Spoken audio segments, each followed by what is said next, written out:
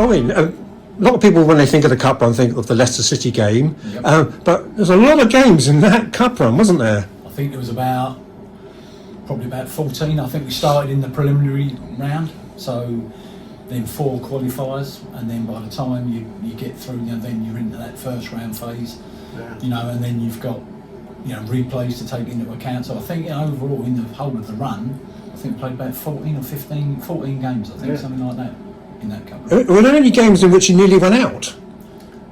First one, wasn't it? Lowest stuff. We won 1-0, but they battered us. I think. Yeah, I think it was it lowest stuff. You've got a better memory than I. It was one of them early games. We were fortunate to get through it in the qualifying rounds. So which one did you first define as a giant killer? Would it be Southend? Southend is really, because that was the first sort of league club that we played. We're thinking, oh God, we're a league against a league team here, so we're going to struggle. But we didn't do bad. And you went down to Roots Hall. Roots Hall, went to Roots Hall, and we drew 1-1 down there, didn't we? Like Pross scored, good goal, and then bought back, and we deserved to win the replay, didn't we? Take them back to the Goldfish Bowl. Sports Centre. How would you define your team? Would you say hard working, hard to beat? Me, I'd say very organised. He always had us organised, and we had a good balance in the side, I think. Quite well disciplined side, I should think. We were very hard to break down. Yeah. And we had some, quite good goal scorers at the time. Yeah, we could play. We were organised, but we could play. We had players like, as Freddie said, goal scorers. Got John McKenzie, Peter Twigg, Pross. They could all chip in with goal. Mickey Mann in midfield. He'd score. It wasn't just a one out and out centre forward. They're all knocking goals in. And also, you're keen to stress, we weren't like plucky non-league. We were good players, and we were organised, and we were small P professional. Yeah, we could play. We could play. You'll see that like when you watch the footage on some of those games. We weren't just knocking it long all the time. We could play. And could you feel, though, teams like Southend or indeed Leicester at Filbert Street getting annoyed with you? It's a polite word to use. Yeah.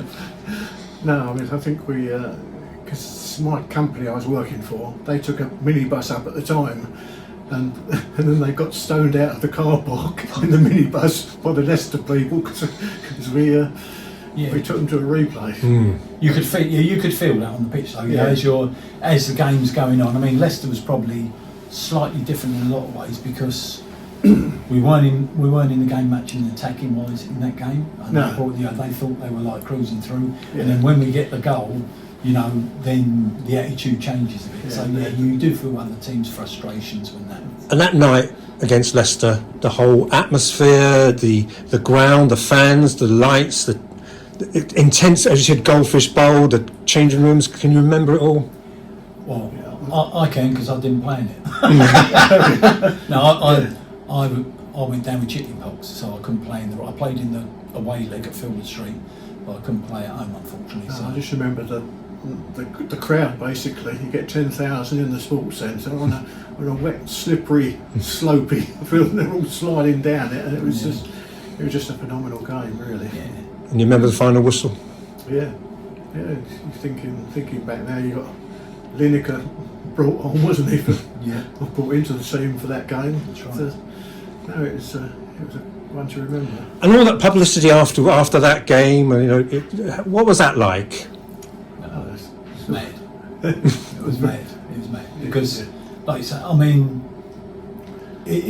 it's amazing the way the town got behind it, wasn't it? Really, because there was so much going on. We were going to ask go here, go to the Gala Bingo Club to go up on the stage, and all that sort of stuff. And then you got people like wanting to take companies and and so it was a fantastic time for the club, for the players, but also like for the town.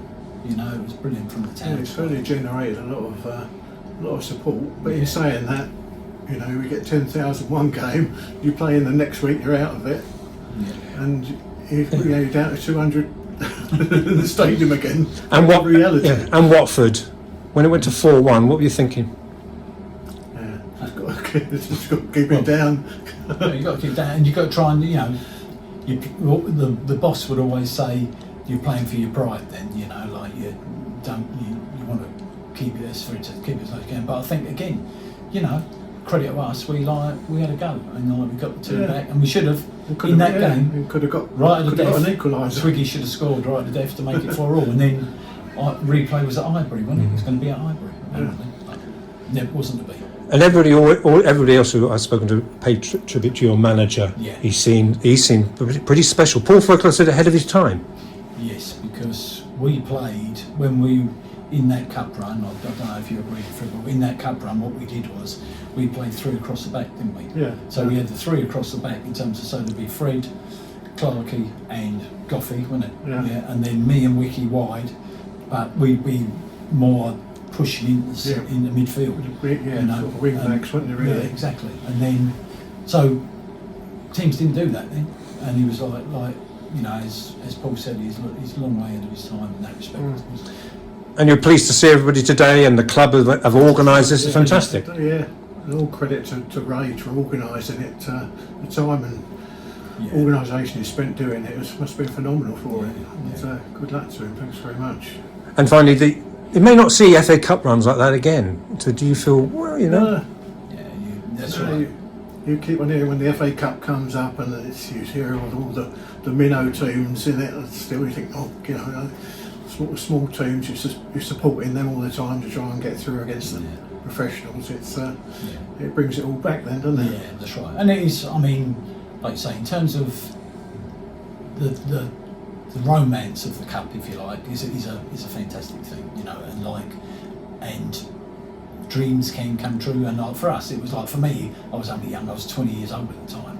These guys were like the more senior professionals, if you like. I was fortunate to come into a great side at that point.